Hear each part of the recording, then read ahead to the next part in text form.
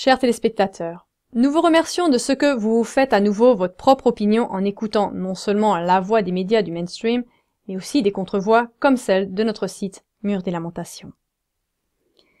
Aujourd'hui, nous évoquons le danger viral le plus récent en Afrique de l'Ouest. Nous avons déjà abordé le sujet de la prétendue épidémie d'Ebola le 21 août 2014. C'est seulement celui qui étudie de façon répétée les informations cachées et les assimile qui pourra vraiment se mettre en route. Et alors il voudra aussi participer de façon pratique aux changements nécessaires. Mais qu'est-ce qu'on peut faire contre de tels agissements contraires au droit international? Une personne qui vient de se mettre en route nous a écrit. Tout est très clair, mais maintenant la question est que faire? Où est le chemin qui aboutit au bon résultat? Nous comprenons où se trouve le bien et le mal, et ce qui se passe quand le mal est vainqueur. Peut-être que quelqu'un aurait une proposition pratique. Des voix se lèvent de plus en plus sur toute la Terre pour avoir des solutions pratiques, et cela heureusement depuis des années. Les appels au secours comme « peut-être quelqu'un aurait une proposition pratique » font partie actuellement des demandes les plus urgentes et aussi des questions que nous aimerions aborder dans cette émission. Oui, que peut-on faire à partir de nos régions quand les gens en Afrique de l'Ouest ne peuvent plus aller dans les rues la nuit? Quant au Libéria, suite à une épidémie d'Ebola apparemment créée par les États-Unis, on décrète des couvre-feux, on ferme les frontières et on conduit ainsi des gens qui sont déjà dans des états pitoyables en plus vers une famine mortelle. Est-ce que les prochaines années, nous devons vraiment continuer à regarder passivement comment les peuples contaminés par l'eau sale, au lieu d'être approvisionnés d'eau fraîche, sont bourrés de vaccins qui tuent les cellules souches? Est-ce que nous devons continuer à accepter sans rien faire qu'au nom de l'aide humanitaire, on engage des billions de dollars dans des guerres d'extermination qui laissent derrière eux uniquement des peuples déstabilisés et ruinés? Est-ce que nous devons continuer à regarder passivement les mêmes agitateurs vacciner des peuples appauvris pour des milliards et des milliards de dollars, sachant que, pendant des décennies, ces apparents bienfaiteurs n'ont jamais été disposés à donner en priorité de l'eau propre à ces peuples assoiffés, ce qui aurait été leur véritable, même presque leur seul besoin?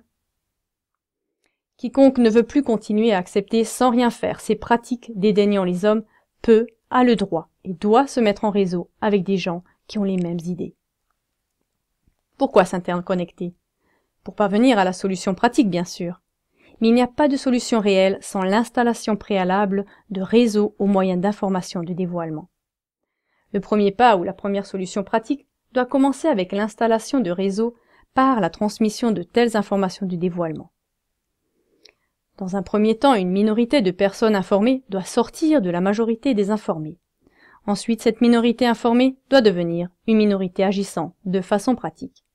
Elle travaille avec le but de gagner cette majorité toujours désinformée. L'expérience prouve que l'homme individuel ne fait rien bouger. Les très grands crimes sont commis par des gens ou groupes d'hommes qui n'ont rien qu'un sourire lassé pour les courageux combattants solitaires. Les très grands criminels de notre temps se sont interconnectés en prévention jusqu'aux plus hauts cercles gouvernementaux et judiciaires, c'est-à-dire qu'ils sont étroitement liés. C'est seulement ensemble qu'on peut encore vraiment faire bouger quelque chose. Mais l'installation de ce réseau par la voie de l'électronique, c'est-à-dire par Internet, a ses limites. Notre site, en langue allemande, a déjà été bloqué 14 jours par YouTube à cause de notre contre-voix anodine sur le sujet de la vaccination, et avec la menace d'être bloqué pour toujours s'il y avait d'autres infractions comme celle-là. Nous répondons toujours à la question « Que faire ?» Où est le chemin qui mène au bon résultat? Notre opinion est que le chemin qui mène au bon résultat est l'installation d'un réseau indépendant d'Internet. Car la censure totale contre les services de dévoilement, comme par exemple notre site et bien sûr d'autres encore, est planifiée et est proche. Nous prions donc tous ceux qui sont disposés au changement de former leur réseau indépendamment d'Internet.